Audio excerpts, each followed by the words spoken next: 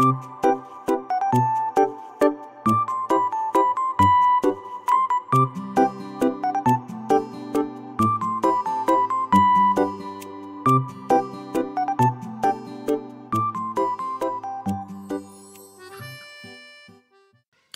हर महादेव मित्रांनो, स्वागत आहे तुमचे या व्हिडिओमध्ये. मित्रांनो, आज आपण जाणार आहोत पावसाळ्यामध्ये संपूर्ण मराठवाड्यामध्ये फेमस असणाऱ्या रामलिंग मंदिराला भेट द्यायला. मित्रांनो, सोलापूर औरंगाबाद हायवेवर एडशी गावाजवळ हे मंदिर आहे. हे मंदिर सोलापूरपासून अवघ्या 65 किलोमीटर, लातूरपासून 80 किलोमीटर, धाराशिवपासून 25 किलोमीटर आणि बार्शीपासून अवघ्या 40 किलोमीटर अंतरावर आहे.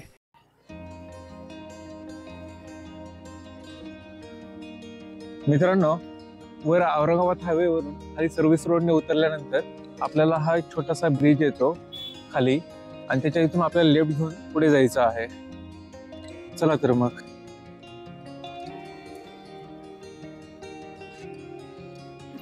मेन रोड पासून साधारण 2 ते 2.5 किलोमीटरच्या अंतरावर रामलिंग अभयारण्यामध्ये हे मंदिर आहे.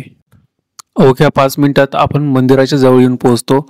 येथे 2 व्हीलर आणि 4 व्हीलर पार्किंगसाठी प्रशस्त व्यवस्था आहे.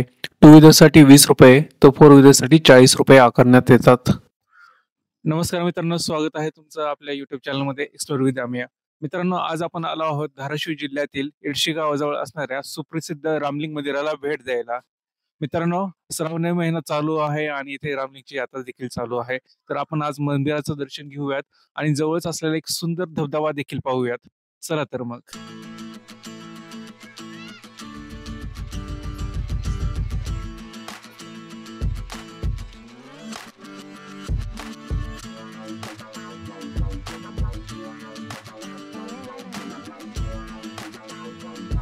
मंदिर खाली दरीत आहे. जवळपास 50 ते 60 पायऱ्या उतरून आपल्याला जावे लागते आणि वाटेतच आपल्याला हे माकडे आपले मनोरंजन देखील करतात.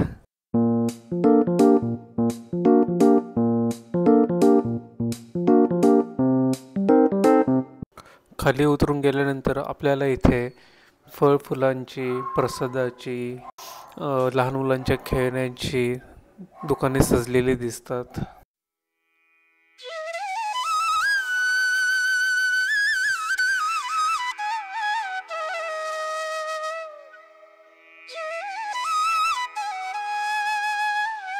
मंदिरात प्रवेश करून समोर गेल्यानंतर आपल्याला महादेवांची धुनी दिसते, जी अखंड प्रज्वलित असते.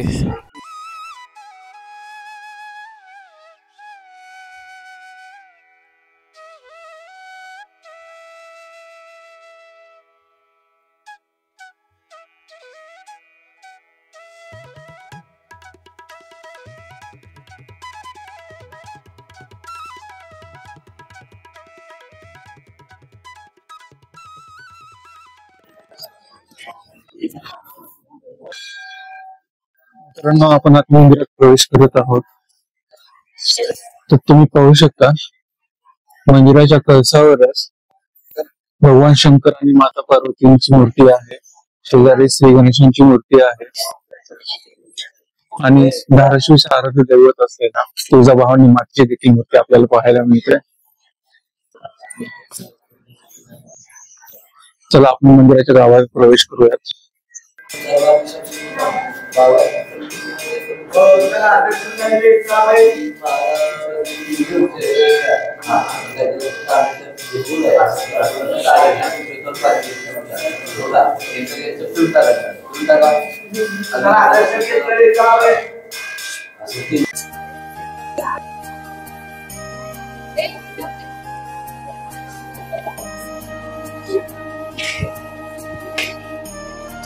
मित्रांनो, तुम्ही पाहू शकता, मंदिराच्या बाहेरच आपल्याला 2 नंदी पाहायला मिळतात.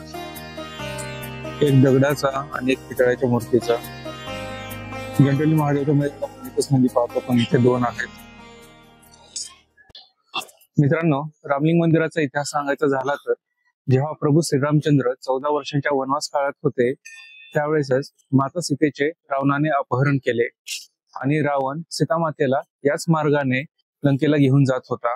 वाटेत घेऊन जात असताना रावणाची गाठ जटायू पक्षाशी पडली आणि जटायू पक्षाने रावणाचा खूप विरोध केला, पण रावणाच्या शक्तीपुढे जटायूचे काही चालले नाही व जटायू जखमी अवस्थेत इथे येऊन पडला. रावण पुढे सीतामातेला जटायू पक्षाला इथे सोडून पुढे घेऊन गेला. त्यावेळेस ज्यावेळेस प्रभू श्रीरामचंद्र सीतामातेला शोधत येत होते, त्यावेळेस त्यांची गाठ जटायू पक्षाशी पडली. त्यांना जखमी अवस्थेत जटायू पक्ष आढळला. त्याचे चिन्ह आपल्याला इथे पाहायला मिळू शकते.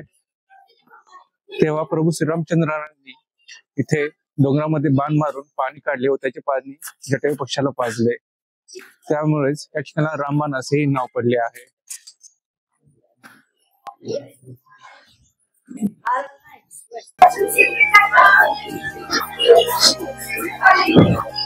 मित्रांनो, तुम्ही जर कधी प्रवासाला मध्ये असाल आणि इथे मुक्कामाला वगैरे राहायचे असेल तुम्हाला, तर इथे थोडेसे असे भिंतीमध्ये प्रकारे सुद्धा केलेले आहेत, जिथे तुम्ही प्रवासाला मुक्काम करू शकता. तिथे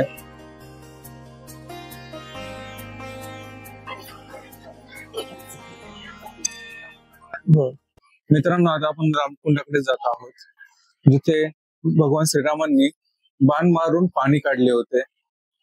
तिकडे जाऊयात आपण.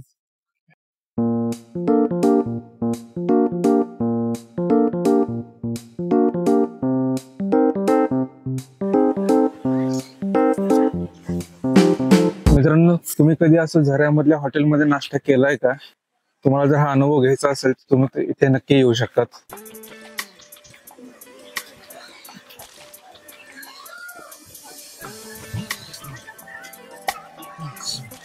आता आपण रामकुंड धबधब्याकडे निघालो आहोत, जिथे प्रभू श्रीरामांनी बाण मारून पाणी काढले होते. मित्रांनो, आपण धबधब्याजवळ पोहोचतोच आहोत.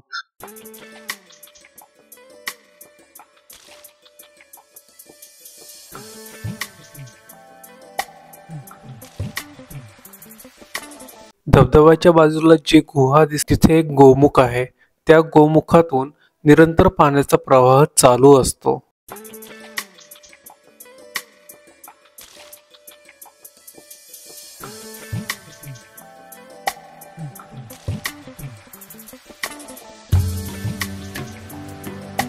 मित्रांनो, हा धबधबा वरून कसा दिसतो आपण ते पाहूयात.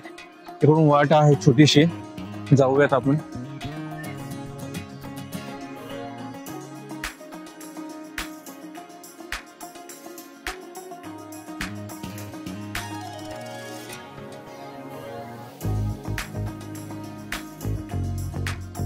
वर पोहोचल्यावर धबधब्याचा हा टॉप व्ह्यू आपल्याला दिसतो.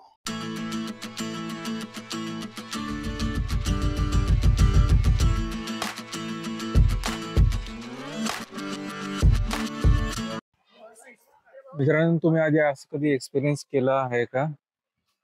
झऱ्यामध्ये तुम्ही टेबल टाकून नाश्ता करतात. हा खरंच एक वेगळा अनुभव आहे.